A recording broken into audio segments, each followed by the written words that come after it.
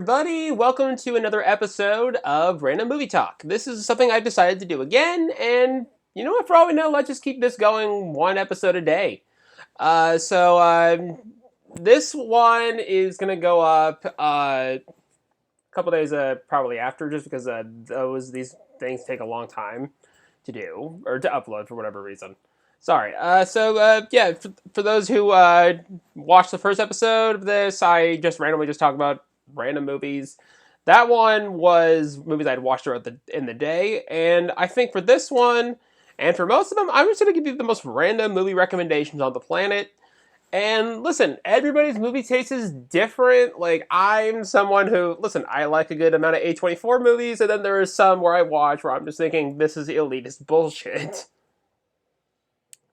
Not all of them, but I mean, those those little indie movies from A24 that everybody like they're very divided.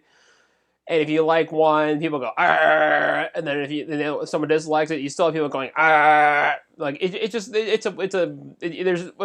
situation where you just can't win. So anyway, so these are just gonna be like four. This is four random recommendations, and this is a very specific time period for filmmaking and movies in general. And this is a specific genre. So if you're wondering how old I am 20. I just turned 27 actually last week on the 29th. Randomly, December 29th, randomly. So when I was a kid, I really came of age in the 2000s, and 2000s comedies just were in a very specific time. Now, a good chunk of those can probably get made now, but then there are some where they just definitely can't for whatever reason. And then there's also was the factor of, because we don't have DVD sales as a prime factor in studios making money anymore, they don't make a certain genre as much as they used to, which is why now they particularly just make it on streaming or just go straight to streaming.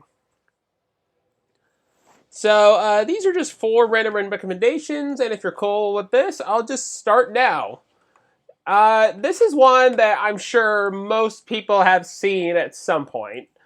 It features a very solid cast at the time. Like, a lot of these actors are very big nowadays. Well, one in particular, it was his first movie, and that is Not Another Teen Movie from 2001, film debut of Chris Evans. God damn it. I'm trying to.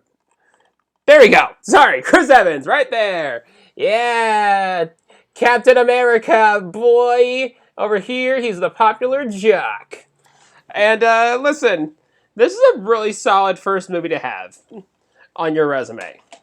And I know it's one that whenever they do those career reflections where they talk about his filmography, he's one where it's like, listen, like, I was grateful I was grateful to have a movie. I mean, if I was 19, 20 years old and that was my first movie, I would wear that as a badge of honor. I mean, one of the most, probably his most memorable scene in the movie, he is recreating the bikini scene from Varsity Blues, but adding onto it is the fact that he has a banana in his ass. And judging by the title, you may be wondering, like, is this a spoof? And I'm like, yeah, it parodies every coming of age story to a T. You get your main ones, like the main ones are, I would say, 10 Things I Hate About You, She's All That, to a degree, American Pie, Pretty in Pink, and I would say Breakfast Club. Oh, and also Can't Hardly Wait. So Can't Hardly Wait specifically featuring that like the iconic crush you have in your high school, and you want to give them a letter. So that if you remember Can't Hardly Wait, which was another teen movie in the late '90s, nerdy lead guy is in love with Jennifer Love Hewitt, and he has this letter written for her, and one of the main characters has that for another girl. And in this case, she's played by Lacey Chabert, to a T of Jennifer Love Hewitt. And I'm sure they knew what they were doing, because they thought, hey, if we want to get an actress to kind of be in the vein of Jennifer Love Hewitt, let's just go get one of her Party of Five co-stars. So anyway, basic plot, you have a nerdy girl who's obviously in the she's all that role. And, like, she's an artist, she's not good at it, blah, blah, blah, blah. And then you have the jock who makes his bed. It hits all the tropes to a T. The high school in the movie is literally called John Hughes High. And also, you have some fun cameos. Paul Gleason recreates the Breakfast Club scene. You have Molly Ringwald in there as a flight attendant. And this is the unrated version that I have, where it also parodies Varsity Blues a bunch more than the theatrical cut, where theatrical cut you mainly just get one scene of that.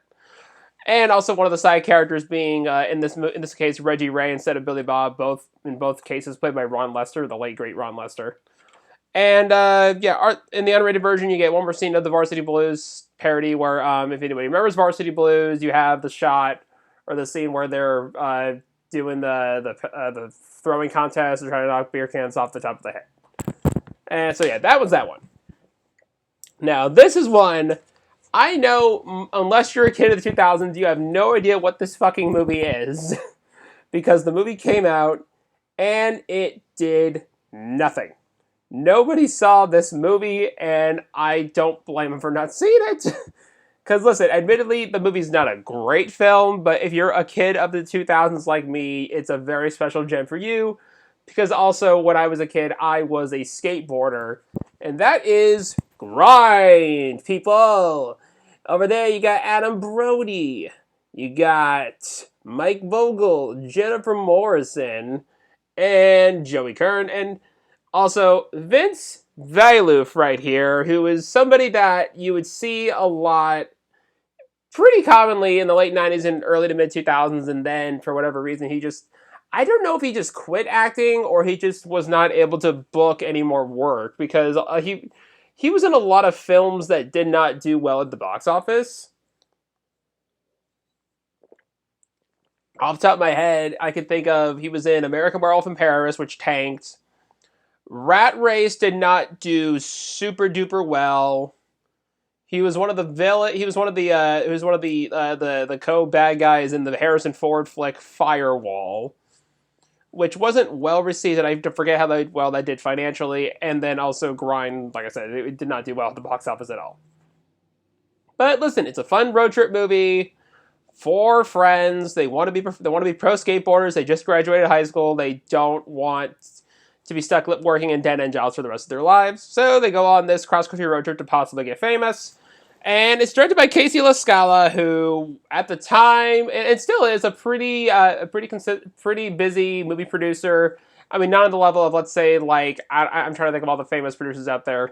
I mean, like you have a Todd Garner, or you have a Denise Denovi? I forget. But basically, Casey LaScala was pretty popular as a producer in the 2000s. He really made his name on films like Donnie Darko. He produced A Walk to Remember. He directed Grind, and then he also produced the movie that sadly you cannot. It was on Disney Plus. I don't know what happened to it. I forget if you can watch it on any other streaming services in terms of iTunes or something. But he produced the biopic Clouds, which is a really good movie.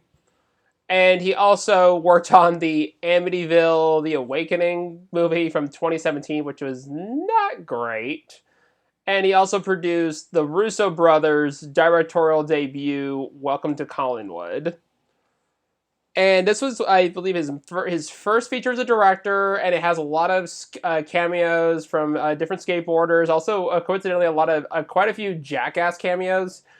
Tony Hawk was asked to do a cameo in this, and he understandably said no, because you can tell how much he was not a fan of the movie, because there is a video online. I forget if it's GQ or one of these other famous magazine sites, where he's reviewing skateboarding scenes from movies, and he's watching playback frame by frame, and he's critiquing, understandably, the final climactic challenge where it's the two skateboarders on the half pipe at the same time, which is something you do not do for so many safety reasons.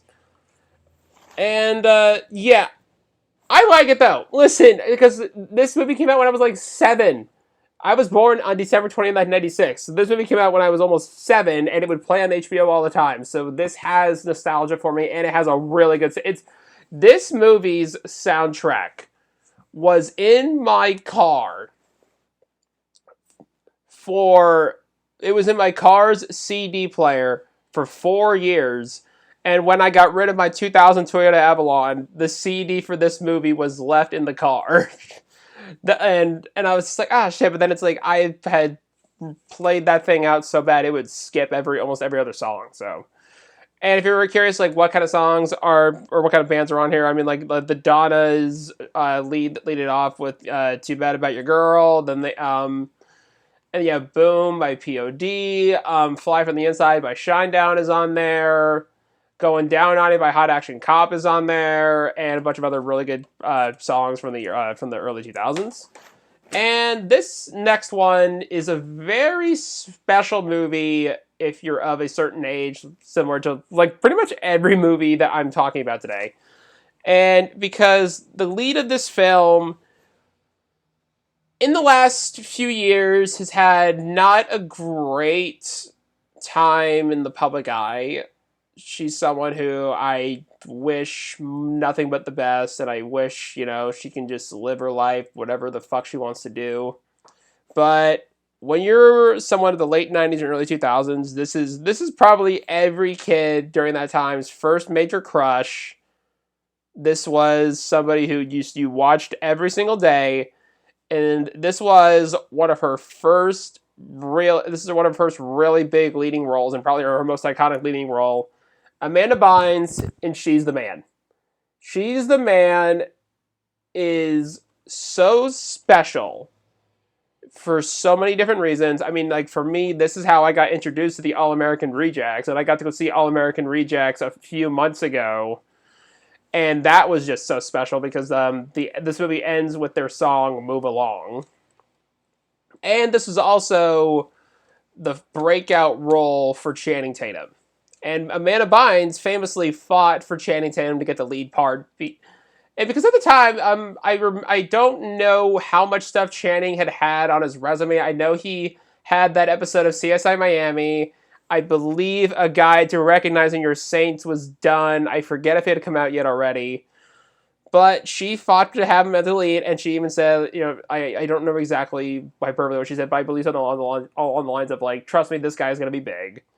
And then you have a lot of other fun actors from this time. Like, you have Laura Ramsey, who's another girl that everybody had a crush on. She was in this. She was in The Ruins. She was in The Covenant. She was in quite a few other of those teen-centric films in the 2000s. And you also had she had so many other fucking people in this movie. And David Cross is in one of his better supporting roles on his resume because he just plays this overly sympathetic, overly like nice dean of this school. Like there's one scene where he's in the office and he's just leaning over and he's just going, "Welcome, welcome, welcome, welcome, welcome, welcome, welcome, welcome," and you're just like, "Stop!" And for those who don't know what this movie is about, it's an adaptation. It's inspired by William Shakespeare's, I believe, Twelfth Night. And Amanda Bynes' character, really good soccer player. Her twin brother leaves town to go play with his band in London for a couple weeks, and asked her to pose as him at his school. And she gets there, plays on the soccer team, and is really good. And then all the romantic William Shakespeare cliche beats hit. And it's just fun. It's delightful. It hits all the right notes you'd want a 2000s teen rom-com to hit. And it just hits you right in the nostalgia feels. And I will always love Amanda Bynes. Like I feel like somebody who was born in the late 90s, their two major celebrity crushes when they were a kid, or at least their first ones, were Amanda Bynes and Hilary Duff. Like those two, definitely neck and neck and neck. And the last one here is from 2006. And I remember this came out the same weekend as Snakes on a Plane. And this is another cast of actors that have become fairly popular or pretty big in the last, oh god, this movie's 18 years old. It's going to be in the summer. Accepted. If you remember this movie, and this movie's soundtrack, it just hits, and you just feel right back at how old you were when you saw this movie. So for me, it was like 10, 11, 12 years old. And it's got Justin Long, Jonah Hill, Blake Lively's in the movie, Lewis Black is the dean, and just so many other great supporting characters. And also, Travis Van Winkle, who has really become super popular in the last couple of years, particularly for two projects, or like one project in particular is he's in the Arnold Schwarzenegger Netflix show Fubar. And I've only seen like 4 episodes of that show, but undoubtedly the scene stealers of that entire show are just when he and Fortune Feimster just go back and forth. And this was kind of like his era where he played like the jockey asshole in every teen movie. So he was an asshole in this. He was an asshole in Transformers. He was an asshole in Friday the 13th. And I mean, I wouldn't be surprised if there was more. And if you've never seen Accepted, I wouldn't be surprised if you didn't. I mean, there's a couple of clips from this movie that have blown up, I'm sure on Instagram and TikTok or whatever. One particular where Jonah Hill is telling people, ask me about my wiener because he's in a hot dog suit. And basically, if you're wondering what the plot is of this, you got a bunch of kids did not get into the colleges they wanted to for whatever reason, and they create their own fake college to fool their parents. And all of a sudden, they accidentally have a real college on their hands because of a faulty technical error on their school's website. And this is a movie that, it doesn't have a message, but if it has some sort of a message, I would say is maybe, do you, be creative, and always just never change. And even if you feel like you're stuck, try to get out of that. And it's directed by Steve Pink, who is weirdly paired a lot with John Cusack projects as a writer, and then also his next movie as a director is one of my favorite comedies of all time, Hot Tub Time Machine. And he's also a very prolific television director, and this was his first, I believe this was his first movie as a director. He had worked as a writer and producer before on a bunch of different projects, and this is his first directorial effort. And yeah, it's a fun Universal comedy. It's 93 minutes long, PG-13. If you're like 8, 9, 10 years old, you can totally watch it, whatever. And yeah, those are 4 random movies I wanted to talk about. I know I ranted on and on and on and on and flabbered here and there. I was just not having a straight overall through line. And I get that, and listen, my bad, but listen, I'm fairly new to this, and as someone who wants to be in the industry, who has been wanting to be in the industry forever, and has not really done a lot of on-camera stuff outside of stand-up and having like footage from when you perform to look back on. Like, this is one of my first major things where I'm trying to do this. So yeah, this was my second episode of doing this, and for those who have seen these 4 recommendations, what did you think? Do you like them? Give a comment. What did you not like about them? Blah, blah, blah, blah. What are some ones that are in the vein of those that you would recommend to other people? And yeah, if you want, give it a like, give it a thumbs up, or whatever I don't give a shit. But listen, if you want to subscribe, if you want to see more random shit like this, go ahead. And this has been another episode of Random Movie Talk. I am your host, Danny Hill. Thank you very much. Have a good rest of your night, people.